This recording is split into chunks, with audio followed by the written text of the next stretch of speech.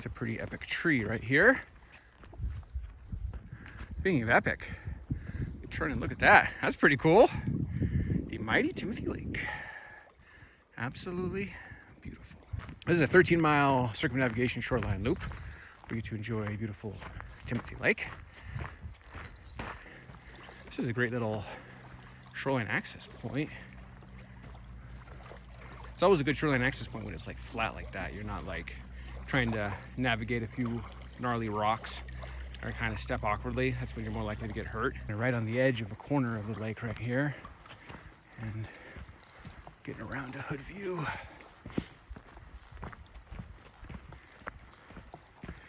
If you can come do Timothy Lake Loop and want to do it, my recommendation would be doing it around May 20th to May 25th. You're kind of shooting like the perfect gambit in the window, because you got the snow melting, literally a little bit of snow still left on, today's May 25th, a little bit of snow still left on the road. So you gotta wait for the snow to melt.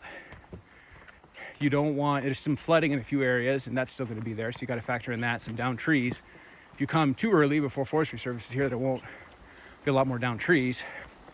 And then this is a good time to come to avoid the mosquitoes.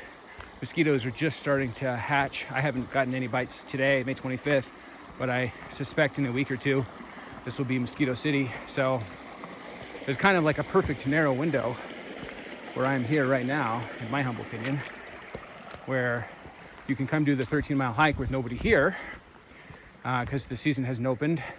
You can avoid the snow on the ground. You can avoid the mosquitoes. You gotta probably deal with some more down logs, but that's not a big deal. The other thing you want to be careful is just bears. It may sound silly, but the main deterrent of bears is human activity. So once this area is kind of bustling a little bit more like it is today, like I'm not too worried about bears today, knock on wood, famous last words, but if you came, let's say I came here 2 weeks earlier, like May 5th, May 10th, fought a little bit of snow on the ground, but made it.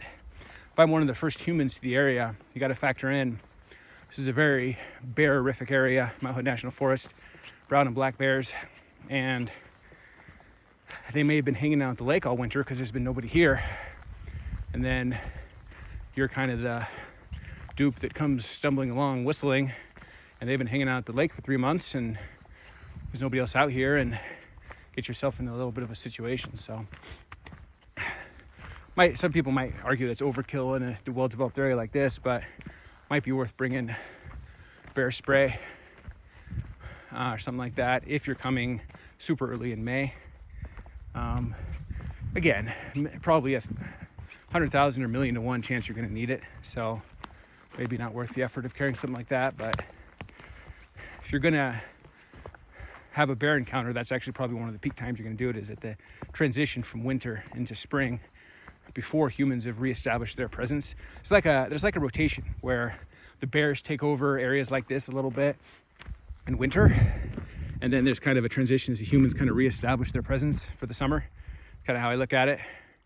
And there is a little bit of a window when you're first transitioning from winter to summer, or spring and then summer, that's your maximum window. Bears just out of hibernation, hungry, hanging out at the lake, chilling, maybe roasting some marshmallows, singing bear songs, and then you're the interloper human that just comes whistling along and interrupting their party, and they don't like that. So small chance, very small chance. It's probably everything I just said. It might be overkill even talking about it because it's probably not going to happen, but better safe than sorry. That's what I say. I'm a big fan of these benches. In memoriam benches is what I call them. I don't know what other people call them, but love this lake. Check out this in memoriam bench. I think it's a great way to honor somebody who's passed away, a loved one. So I personally think one should keep reverence for these type of benches.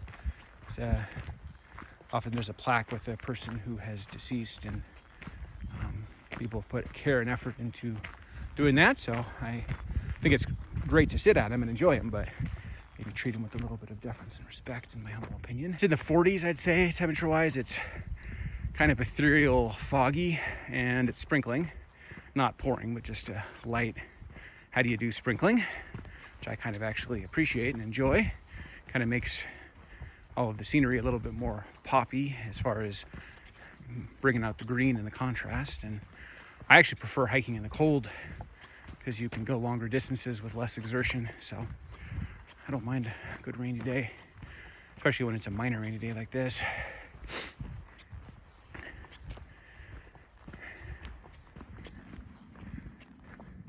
Stop and just pan around and show off this beautiful lake. One of the things I really enjoy about a shoreline hike like this is actually getting to scope out all the best camping spots, because I am a camping aficionado. So I've been going to each campground and kind of cherry picking maybe the best couple that are actually shoreline, or trying to find the best spot per campground or the best few spots. And I've been shooting actually some reviews on a few of them.